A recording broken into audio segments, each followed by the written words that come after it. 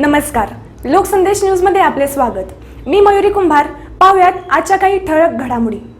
पद्मभूषण वसंतदादा पाटील शासकीय रुग्णालयातील सेवानिवृत्त वर्ग 4 कर्मचाऱ्यांच्या पात्र वारसांना शासन परिपत्रक आणि औरंगाबाद खंडपीठाच्या आदेशानुसार वारसा हक्क नियुक्ती देणे बंधनकारक असतानाही नियुक्ती न मिळाल्याने उपोषणाला सुरुवात झाली। आंदोलकांचा आरोप आहे की नियुक्तीसाठी आवश्यक असलेली सर्व कागदपत्रे पूर्ण असूनही नियुक्ती प्राधिकारी अधिष्ठाता प्रकाश गुरव यांनी नियुक्त्यांमध्ये टाळाटाळ केली आहे।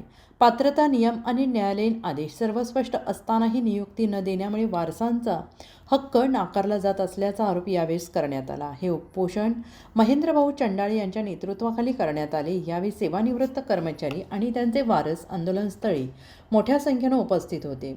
कोणताही निर्णय न घेत झाल्यास उपोषण कायम ठेवण्याचा निर्धार आंदोलकांनी केला आहे।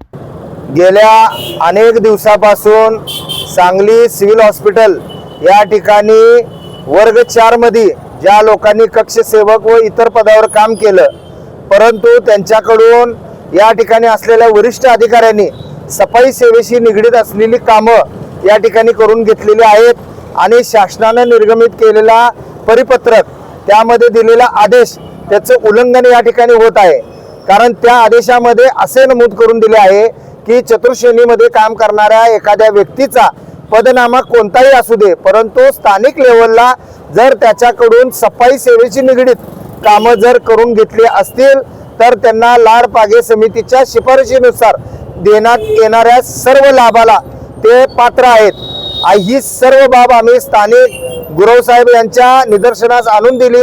वेळोवेळी पत्रव्यवहार केला, त्याला अनुसरून त्यांनी त्यांच्या वरिष्ठ DMR कार्यालयाशी पत्रव्यवहार केला, परंतु त्या ठिकाणाहून आलेल्या उत्तरानुसार या ठिकाणी त्यांनी कार्यवाही करत नाहीयेत।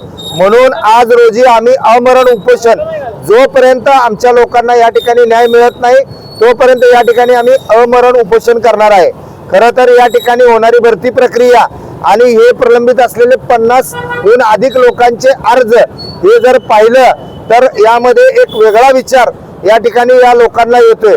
खऱ्या अर्थानं जे थेट लाभार्थी आहेत, जे यांचे कर्मचारी म्हणून त्यांनी आयुष्याचे 20 ते 40 वर्ष या संस्थेला दिले, त्यांच्या योग्य पात्र ठरलेल्या वारसांना हे न्याय देऊ शकत नाही, हे अत्यंत निंदनीय बाब आहे।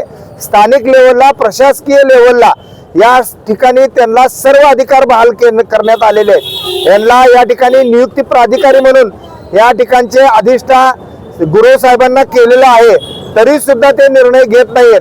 म्हणून आमचं हा आंदोलन आहे, जोपर्यंत त्यांनी या ठिकाणी निर्णय घेत नाही तोपर्यंत आम्ही थांबणार नाहीये।